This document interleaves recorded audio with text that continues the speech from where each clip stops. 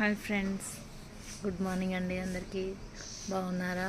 నేను కూడా బాగున్నాను, సజీవంగా ఉన్నాను, సజీవ లెక్కలో ఉన్నాను. కాబట్టే మీ ముందుకు వచ్చే ధన్యతను కృపని ప్రభు అయిన యేసయ్య నాకు ఇచ్చాడు. అందును బట్టి ప్రభునామానికి ఘనత మహిమ ప్రభావాలు చెల్లిస్తున్నాను.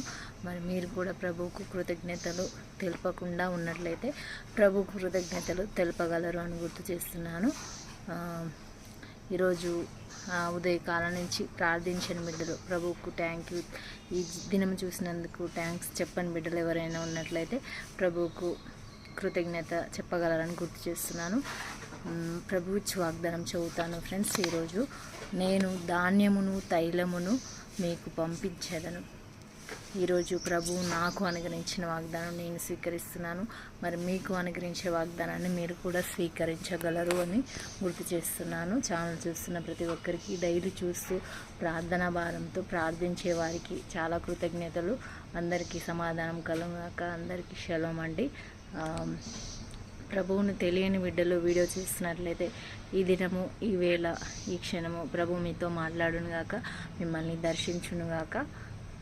ప్రతి ఒక్కరికి ఈరోజు బర్త్డే సెలబ్రేషన్స్ ఎవరైతే జరుపుకుంటున్నారో చంటి బిడ్డలకు మరి నూతనంగా బర్త్డే సెలబ్రేషన్ చేసుకుంటున్న ప్రతి ఒక్కరికి కూడా గాడ్ బ్లెస్ యూ అండి.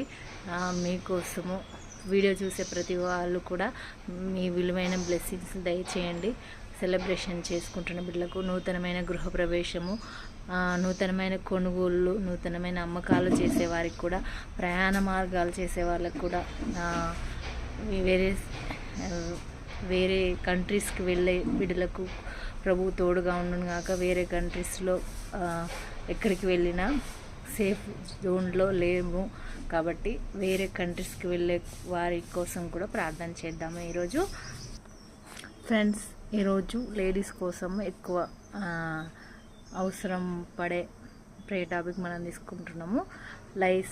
లైస్ అంటే పేలు ఎక్కువగా, పేల గురించి ఎక్కువగా ఇబ్బంది పడేవాళ్ళు, హాస్టల్లో ఉన్న పిల్లలు,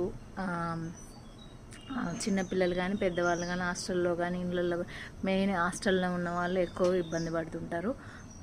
డాండ్రఫ్, పేలు అంటే మనం బైబిల్లో ఉంది కాబట్టి చెప్పాల్సి వస్తుంది. బైబిల్లో పేల తెగుళ్ళను మోషే వాగ్దాన భూమికి రప్పించాలి ఇజ్రాయేల్ జనమును అన్నప్పుడు పేల తెగులు కూడా మనం బైబిల్లో చూసాము. ఎంతమందికి చూసారు, ఎంతమందికి తెలుసు కామెంట్ చేయండి. బైబిల్లో అంటే బైబిల్ చదివిన వారికి తెలియజేస్తున్నాను.